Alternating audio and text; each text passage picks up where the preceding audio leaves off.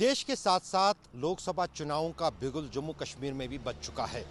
जम्मू कश्मीर में ये चुनाव खास है। खास इसलिए है क्योंकि पिछले 5 साल से जम्मू कश्मीर में कोई भी चुनाव नहीं हुआ। अनुच्छेद 370 हटने के बाद जम्मू कश्मीर में कोई भी चुनाव नहीं हुआ है। जाहिर है कि इस बीच हर तरह का राजनीतिक दल, चाहे वो राष्ट्रीय स्तर के हो, कांग्रेस और बीजेपी, या फिर स्थानीय राजनीतिक दल हों, जिनका वर्चस्व जम्मू कश्मीर की सरकारों में अनुच्छेद 370 हटने से पहले रहा, चाहे वो नेशनल कॉन्फ्रेंस हो या पीडीपी हो, सब अब लोकसभा चुनावों की तैयारियों में ही जुट गए हैं। यहाँ तक कि काफ़ी दबाव डाला था, सभी राजनीतिक दलों ने मांग की थी सरकार से, चुनाव आयोग से, कि जम्मू कश्मीर में विधानसभा के चुनाव हों, लेकिन उन चुनावों की घोषणा नहीं हुई है। यहाँ तक कि सुप्रीम कोर्ट ने भी सितंबर 2024 से पहले जम्मू कश्मीर के लोक विधानसभा चुनाव कराने की बात कही है। लेकिन अब सबसे दिलचस्प कड़ी जो है कि क्या चुनाव आयोग लोकसभा चुनावों के साथ जम्मू कश्मीर के विधानसभा चुनाव भी करवाएगा, वो बड़ी पहेली है जिसका जवाब शायद आने वाले दिनों में मिलेगा। लेकिन फिलहाल राजनीतिक दल और पॉलिटिकल पार्टीज जो हैं वो लोकसभा चुनावों की तैयारियों में जुट गए हैं। इंडिया गठबंधन के बाद जम्मू कश्मीर के दो प्रमुख राजनीतिक दल नेशनल कॉन्फ्रेंस और पीडीपी इंडिया गठबंधन का हिस्सा बने थे।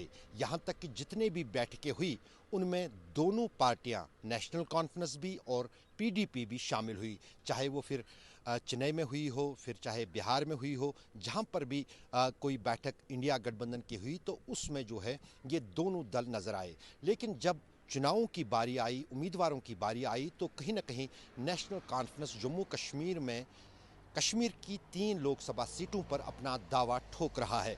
यहाँ तक कि उमर अब्दुल्ला, जो कि भूतपूर्व मुख्यमंत्री हैं, उन्होंने साफ किया कि कश्मीर की 3 लोकसभा सीट, जिसमें श्रीनगर, बारामूला और अनंतनाग शामिल है, वहाँ पर नेशनल कॉन्फ्रेंस अपने उम्मीदवार खड़े करेगी। जबकि जम्मू और उधमपुर, जो कि 2 अन्य सीटें हैं लोकसभा की जम्मू कश्मीर में, वहां पर नेशनल कॉन्फ्रेंस कांग्रेस का समर्थन करेगी और साथ ही साथ लद्दाख की लोकसभा सीट में भी नेशनल कॉन्फ्रेंस कांग्रेस की जो है हिमायत करेगी। तो वो कहीं ना कहीं जो है इंडिया गठबंधन के साथ इस तरीके पर रहना चाहते हैं।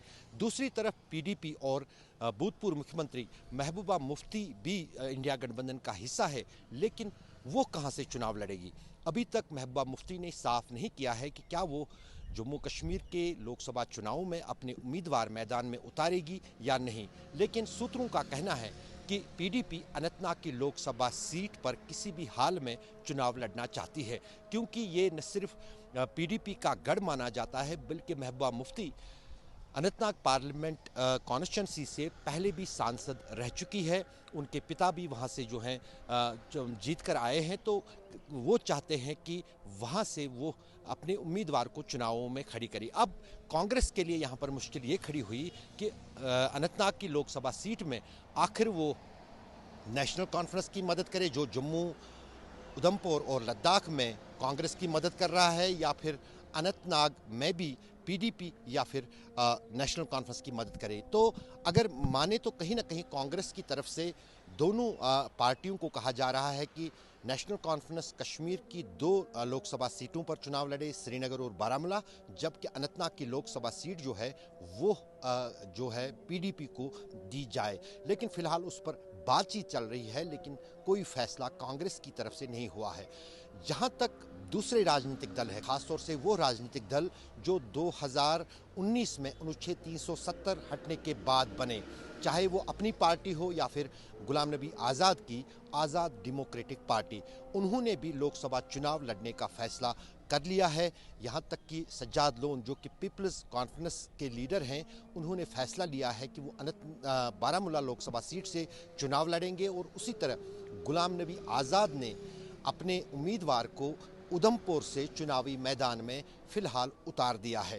क्या गुलाम नबी आज़ाद की पार्टी जम्मू कश्मीर की 5 लोकसभा सीटों के बाकी सीटों पर भी अपने उम्मीदवार खड़ी करेगी, उसमें अभी फ़िलहाल कुछ कहा नहीं जा सकता है। लेकिन इशारों में गुलाम नबी आज़ाद का ये कहना था कि वो सभी लोकसभा सीटों पर अपने उम्मीदवारों को खड़े करेंगे।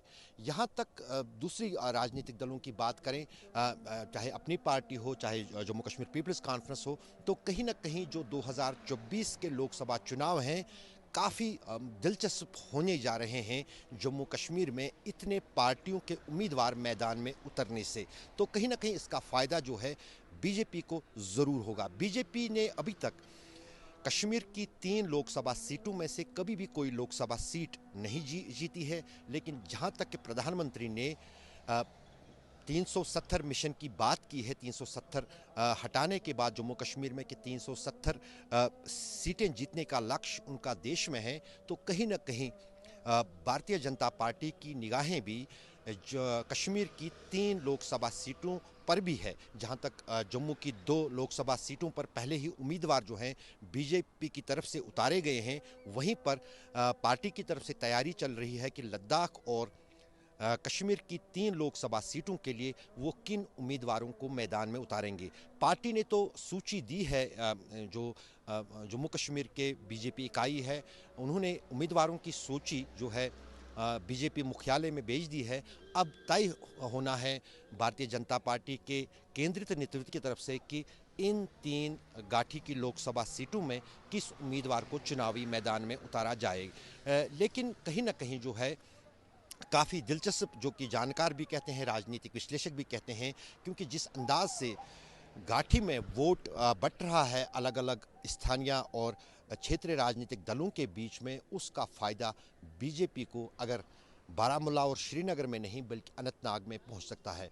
और अनंतनाग की जो लोकसभा सीट है वो ज़्यादा ही दिलचस्प 2022 के जो परिसीमन हुआ था उसके बाद बन गई है, क्योंकि अब अनंतनाग की लोकसभा सीट में पुंछ और राजौरी के 2 ज़िले भी आ गए हैं।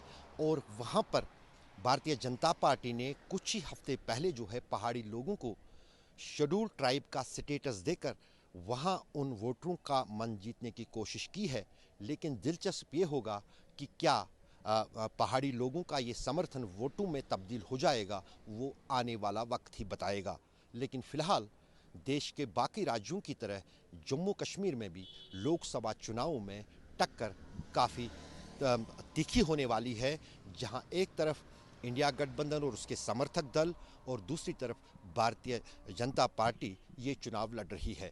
अब की बार जम्मू कश्मीर के इतिहास में पहली बार जो है चुनाव से पहले प्रधानमंत्री जो हैं जम्मू के साथ साथ कश्मीर में भी रैली कर रहे हैं। गुरुवार को जो प्रधानमंत्री की मेगा रैली होने वाली है श्रीनगर में, उसको लेकर जो है ये आंकलन किया जा रहा है कि सबसे बड़ी इतिहास में बीजेपी की ये रैली श्रीनगर में अपने बलबूते पर होगी, जिसमें करीब 2 लाख लोगों के जुटने की उम्मीद जताई जा रही है। तो जाहिर है कि जम्मू कश्मीर में लोकसभा चुनावों के लिए जिस अंदाज से तैयारी और पहल भारतीय जनता पार्टी ने की है, वो कहीं न कहीं इन चुनावों में पार्टी को ज़रूर कोई लाभ पहुंचाएगी। अशरफ वानी, चुनाव आज तक, श्रीनगर।